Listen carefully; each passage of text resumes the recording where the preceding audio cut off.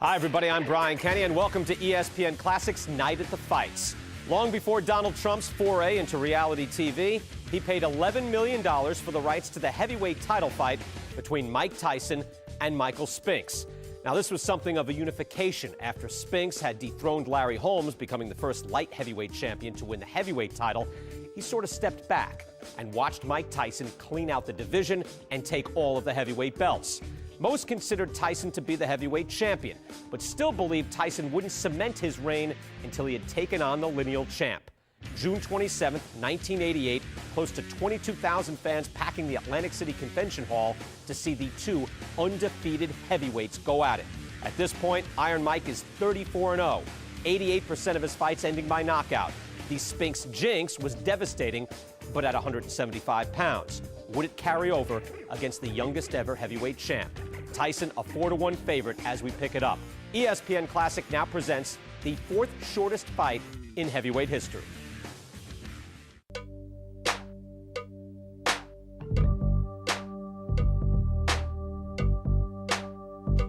Every heavyweight champion is basically a reflection of their era.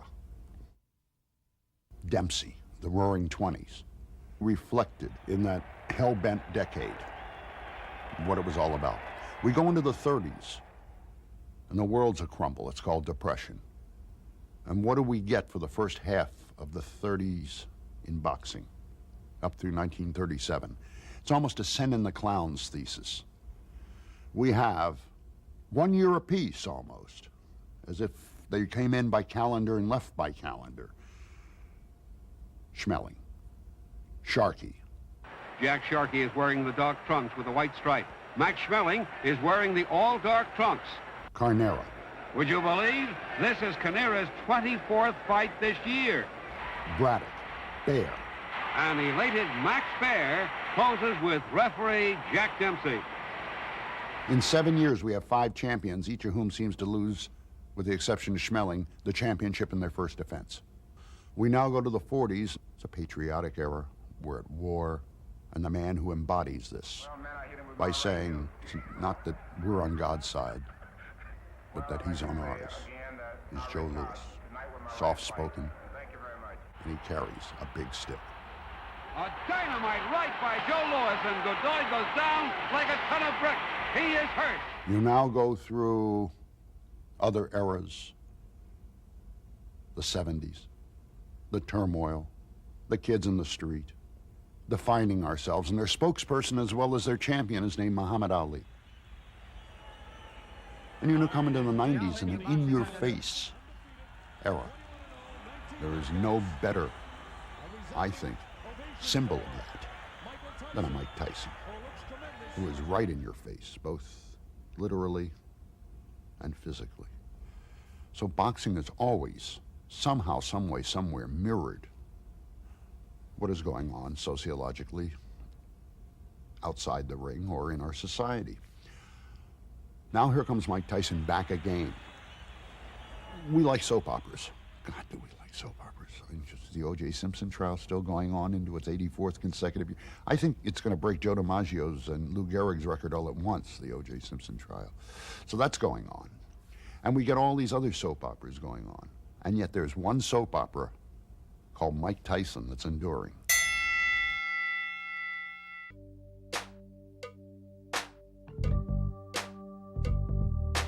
A heavyweight is a heavyweight. He's the strongest man on earth. He's the holder of the most prestigious title, the heavyweight title. And going back to the days of John L. Sullivan, who would walk into a bar and say, I can lick any son of a bitch in the house. They know that this is he, the heavyweight champion. Now, we've been given a smorgasbord of heavyweights, half of whom look like they are poster children for Save the Whales. I mean, I've dated girls that weren't built this well. But Mike Tyson was a throwback to what a heavyweight champion should be. He would lay out his opponents, render them into plowshares in 1 minute and 30 seconds. Such a throwback, in fact, that this man who studies films and is an historian of boxing patterned himself after Jack Dempsey, probably the most lethal heavyweight of all time. Champion Dempsey arrives. Jack Dempsey's look. No socks, no robe, and a Super Bowl haircut. And then when he'd knock out men, he would do the Dempsey pose, a throwback. And what we wanted as a boxing fan is what the heavyweight champion of the world should be. And that is a man who can knock out men, not outpoint them, not barely get through them, but just decapitate them and go on to the next. That was Mike Tyson.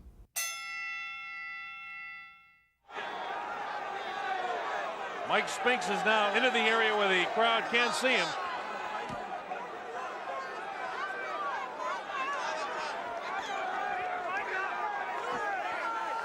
Mike Spinks makes his way as the crowd touches him. He has more of a look of concern on his face as he makes his way to the ring. Remember, this guy is making some $13 million for this appearance. Countries all over the world, Sweden, Norway, Finland, and Scandinavia, England, Ireland, Scotland, Wales, Germany, Italy, Spain, all over Europe watching. I can't count the number of countries in Africa that are watching us. And we're so pleased to have Australia and New Zealand all to see this. Michael Spinks makes his way into the ring. 31-0-0 with 21 knockouts. The former IBF heavyweight champion.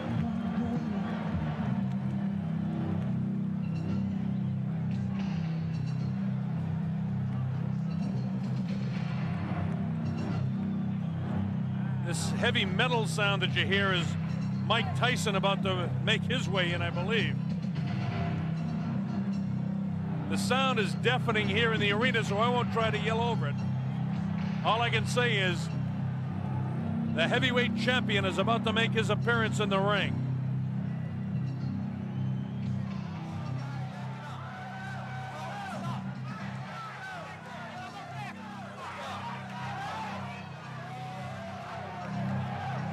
Obviously, Mike Tyson behind that crowd coming in. It's interesting to note that Mike Tyson selected as pre-fight music just noise. Every once in a while you hear the clanging of chains. I think that's what he's got in mind to do to Mike Spinks' head, but we'll wait and see. Everything that Tyson does is intimidating. There he is. He comes out. He doesn't wear a coat in. He's worked up a full sweat. I want to tell you, the electricity in this crowd is awesome. I haven't felt like this since it was about 4 o'clock in the morning one morning. We're in a place called Kinshasa, Zaire, when Muhammad Ali came in against George Foreman for the heavyweight championship of the world. That was in 1974. There have been other great sporting events, but I want to tell you, I've got goose pimples on my arms watching this event, and a lot of people in here do. Mike Tyson surrounded by security, his handlers as he comes in. Of course, he'll have Kevin Rooney in his corner. Steve Lott. You know all the history. You've been reading about it for the past several weeks. The heavyweight champion of the world comes into the ring. This is why we're here.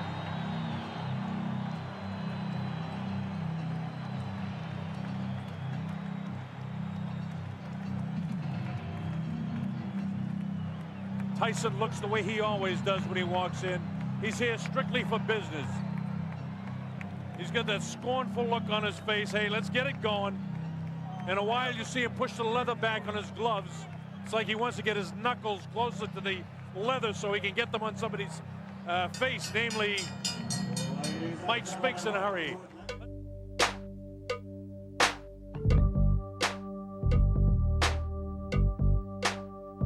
The trick was to get a picture of Tyson at a moment that I think was decisive,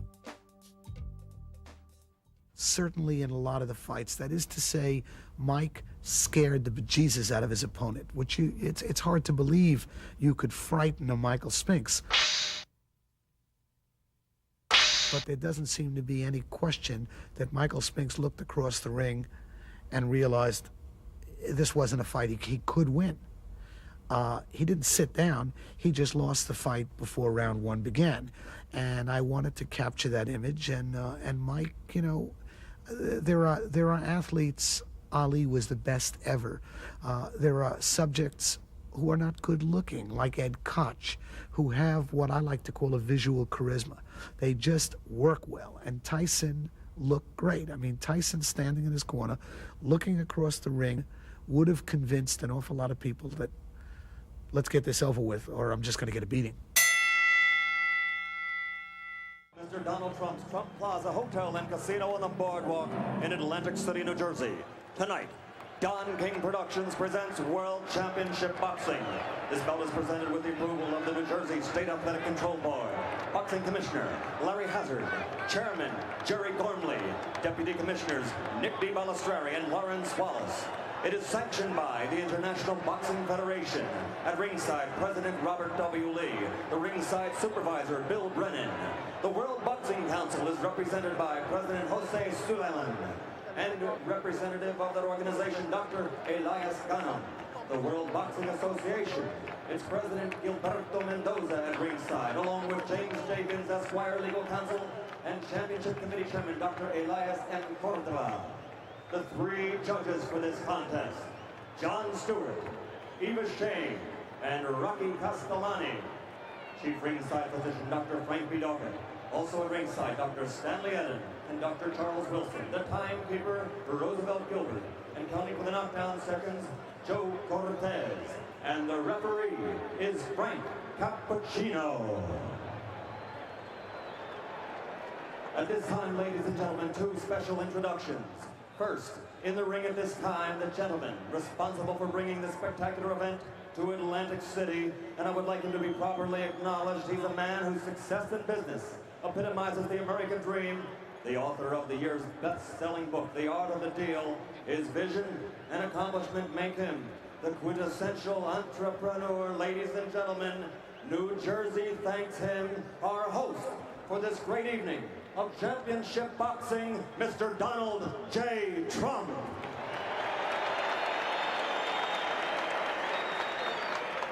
And another gentleman in the ring.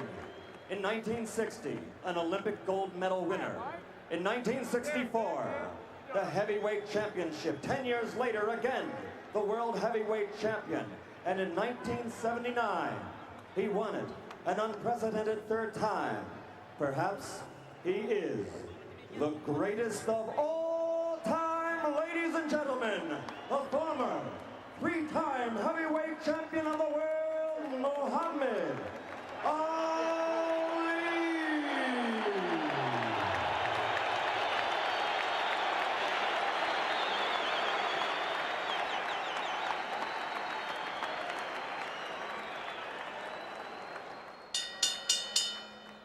And now, ladies and gentlemen, once and for all, let's get ready to rumble. 12 rounds for the undisputed heavyweight championship of the world. Introducing first, fighting out of the blue corner, wearing the white trunks with black trim, and weighing in at 212 1/4 pounds. He's originally from St. Louis, Missouri, now lives in Wilmington, Delaware. This Olympic gold medal champion has a professional record of 31 victories without a loss, 21 by knockout. He is the former undisputed and undefeated light heavyweight champion of the world and the only king of that division ever to win the heavyweight title in the history of boxing. Because he never lost that title in the ring, he is still recognized by many, including Boxing Illustrated and Ring Magazine, as the heavyweight champion. Ladies and gentlemen, the undefeated man who brings the jigs, Michael Spinks.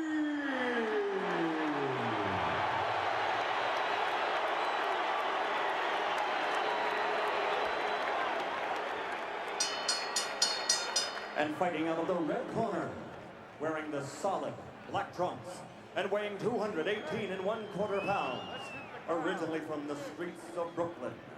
He passed through the hometown of the late great trainer of champions, Cus D'Amato, Catskill, New York, and he now lives in North New Jersey. His professional record, 34 consecutive victories with 30 knockouts, including 26 KOs in 5 rounds or less, and 15 in the first round alone. Ladies and gentlemen, presenting the undisputed, the undefeated heavyweight champion of the world, Iron Mike Tyson!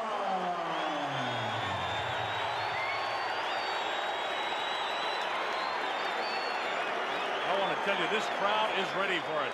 Bob Sheridan here on the Don King Sports and Entertainment Network. As Frank Cappuccino calls them in, let's listen. Both given their instructions in the dressing room. Are there any questions by either of you? All right, both of you touch gloves. Good luck to both of you. Millions and millions of dollars on the line. Billions of people literally around the world watching this fight. Hope you're enjoying it. Mike Tyson ready to go against Michael Spinks. At stake, the undisputed heavyweight championship of the world. This is a 12-round fight. This is the only guy who many people think have an opportunity to do something against Iron Mike Tyson. Tyson dressed in his black trunks, no socks, no real flashiness to anything but his boxing. Michael Spinks, on the other hand, dressed in his white trunks with the black trim, the white shoes, and we're just about ready to go. The opening bell, let's see what happens. Tyson attacks immediately, cuts off the ring, throws a wild right hand. This is round one, we're just underway. Spinks not able to hold him off so far with a jab. He tries to come back at him, but Tyson walks right through it. Tyson showing no fear, no respect at all here in round one. And Michael Spinks has to hang on for the first time in the fight. Frank Cappuccino has to separate the two. Absolutely no fear and no respect by Tyson for any jabs or anything that Mike Spinks can do. Tyson just looking for the opportunity to land a vicious left hook and then a right hand. While Michael Spinks was successful against Larry Holmes, an aging Larry Holmes, and he was successful against the guy that hadn't fought in a long time in Jerry Cooney, the right hand lands to the head of Mike Spinks. It's Tyson all the way here in round number one.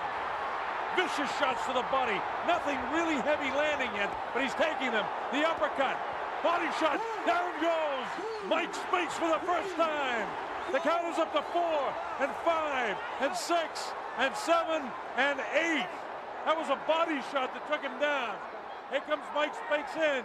He leads to the right hand. Down he goes. I don't think you get up from this. Mike Spinks is laying flat on his back. The count is up to 5 and 6 and 7 and 8. He won't be able to do it. It's all over. Mike Tyson has won it. Spinks almost fell back through a dramatic first round knockout for Mike Tyson.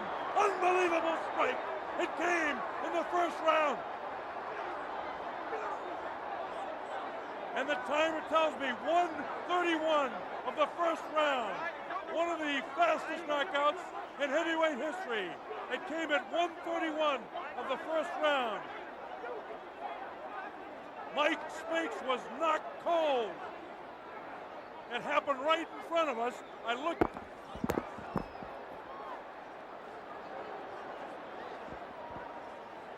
Just had a body fly over us here. We just had a body fly over us here. It's a little wild in the ring right now. The security threw up some people right over us. We had a body flying over our heads here at ringside. Please clear the ring. Clear the ring. Security. Unbelievable. I want to tell you that I have never seen in a long, long while a guy taken out so viciously. Mike Spinks just did not have a chance against Mike Tyson.